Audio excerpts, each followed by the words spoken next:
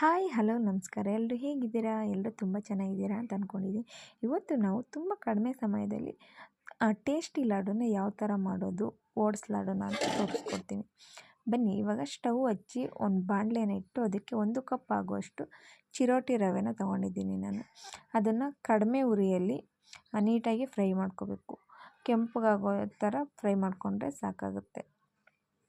ತುಂಬ ಕೆಂಪಗೆ ಮಾಡ್ಕೊಳಕ್ಕೆ ಹೋಗ್ಬಿಡಿ, ಒಂದು ಮೀಡಿಯಮ್ ಆಗಿದ್ದರೆ ಸಾಕು. ಇವಾಗ ರವೆ ಹುರ್ಕೊಂಡಿದ್ದಾಗಿದೆ. ಇವಾಗ ಅದೇ ಬಾಣಲೆಗೆ 1 ಕಪ್ ಆಗುವಷ್ಟು ಓಟ್ಸನ್ನು ಹಾಕ್ಕೊಂಡು ನಾನು ಫ್ರೈ ಮಾಡ್ಕೊತಾ ಇದ್ದೀನಿ. ಓಟ್ಸು 1 ನಿಮಿಷ ಫ್ರೈ ಆದರೆ ಸಾಕಾಗುತ್ತೆ. ತುಂಬ ಚೆನ್ನಾಗಿ ಬರುತ್ತೆ ಲಾಡು ಅಂತೂ. ಇದಕ್ಕೆ ಕಡಲೆ ಬೀಜ ಹಾಕಿದ್ದೀನಿ, ಮತ್ತು ಅವಲಕ್ಕಿ ಹಾಕಿದ್ದೀನಿ. ಇದಕ್ಕೆ ಬೇರೆ ಥರ ಡ್ರೈ ಫ್ರೂಟ್ಸು ನೀವು ಹಾಕ್ಕೊಂಡು ಮಾಡ್ಕೋಬೋದು. ಡ್ರೈ ಫ್ರೂಟ್ಸ್ ಹಾಕ್ತೇ ಲಾಡು ಮಾಡಿದ್ರೆ ಇನ್ನೂ ಚೆನ್ನಾಗಿ ಬರುತ್ತೆ, ತುಂಬ ಟೇಸ್ಟಿಯಾಗಿ ಬರುತ್ತೆ. ಟ್ರೈ ಮಾಡಿ ನೋಡಿ ಒಂದು ಸರಿ. ಇವಾಗ ನಾನು ಅದೇ ಬಾಣಲೆಗೆ 1 ಕಪ್ ಆಗೋಷ್ಟು ಕಡಲೆ ಬೀಜನ ತೊಗೊಂಡಿದ್ದೀನಿ. ಕಡಲೆ ಬೀಜ ಸಿಪ್ಪೆ ಬಿಚ್ಚಬೇಕು, ಆದರೆ ಕಪ್ಪಗಾಗಬಾರ್ದು. ಸೀದು ಆದರೆ ಟೇಸ್ಟು ಹಾಳಾಗಿಬಿಡುತ್ತೆ ಲಾಡುದು. ಇವಾಗ ಕಡಲೆ ಬೀಜ ಫ್ರೈ ಮಾಡ್ಕೊಂಡಿದ್ದಾಗಿದೆ. ಅದನ್ನು ಪಕ್ಕಕ್ಕೆ ಎತ್ತಿಟ್ಕೊಂಡು 1 ಕಪ್ ಅವಲಕ್ಕಿನ ನಾನು ಫ್ರೈ ಮಾಡ್ಕೊತಾ ಇದ್ದೀನಿ. ಅವಲಕ್ಕಿನ ಜಾಸ್ತಿ ಹೊತ್ತು ಫ್ರೈ ಮಾಡೋದೇನು ಬೇಡ.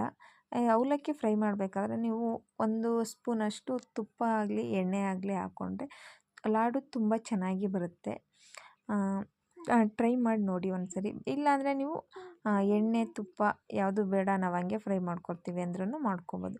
ಇವಾಗ ಅದಾಗಿದೆ. ಸ್ವಲ್ಪ ಗಸಗಸೆನ ಹಾಕ್ಕೊಂಡು ಒಂದು 5 ಸ್ಪೂನಷ್ಟು ಗಸಗಸೆ ಹಾಕ್ಕೊಂಡು ನಾನು ಫ್ರೈ ಮಾಡ್ಕೊಂಡಿದ್ದೀನಿ.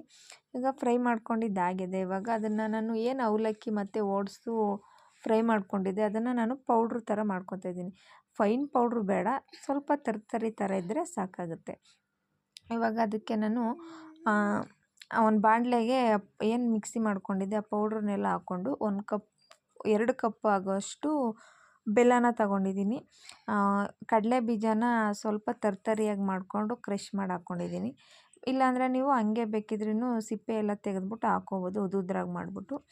ಇವಾಗ ಎಲ್ಲನೂ ನೀಟಾಗಿ ಮಿಕ್ಸ್ ಮಾಡಿಕೊಂಡು ಸ್ವಲ್ಪನೇ ನೀರು ಹಾಕ್ಕೊಂಡು ಉಂಡೆ ಅದಕ್ಕೆ ಕಲಿಸ್ಕೊತಾ ಇದ್ದೀನಿ.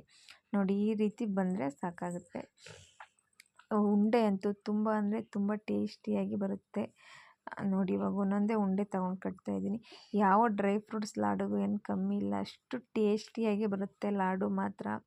ಒಂದು ಸಾರಿ ಆದರೂ ಟ್ರೈ ಮಾಡಿ, ಆಮೇಲೆ ನನಗೆ ಕಮೆಂಟ್ ಮಾಡಿ. ಯಾರೆಲ್ಲ ಹೊಸ್ದಾಗಿ ನನ್ನ ಚಾನಲ್ ನೋಡ್ತಾ ಇದ್ದೀರಾ, ಪ್ಲೀಸ್ ಲೈಕ್ ಮಾಡಿ, ಶೇರ್ ಮಾಡಿ, ಕಮೆಂಟ್ ಮಾಡಿ, ಸಬ್ಸ್ಕ್ರೈಬ್ ಮಾಡಿ. ಸಬ್ಸ್ಕ್ರೈಬ್ ಮಾಡ್ಕೊಂಡು ನೋಡೋದ್ರಿಂದ ನಾನೇನೇ ಹೊಸ ಅಡುಗೆಗಳನ್ನು ಹಾಕಿದ್ರೂ ನಿಮಗೆ ಬೇಗನೆ ರೀಚ್ ಆಗುತ್ತೆ.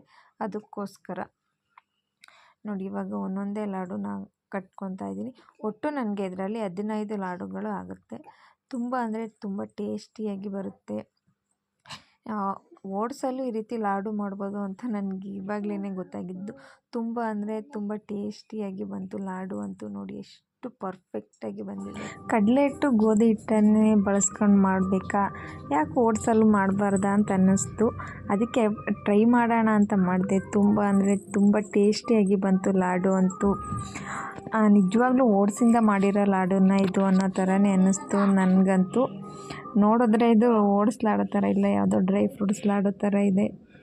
ನಿಜವಾಗ್ಲೂ ತುಂಬ ಅಂದರೆ ತುಂಬ ಟೇಸ್ಟಿಯಾಗಿ ಬಂತು ಲಾಡು. ಒಂದು ಸಾರಿ ಆದರೂ ಇದನ್ನು ಟ್ರೈ ಮಾಡಿ, ಆಮೇಲೆ ಕಮೆಂಟ್ ಮಾಡಿ. Thanks for the watching.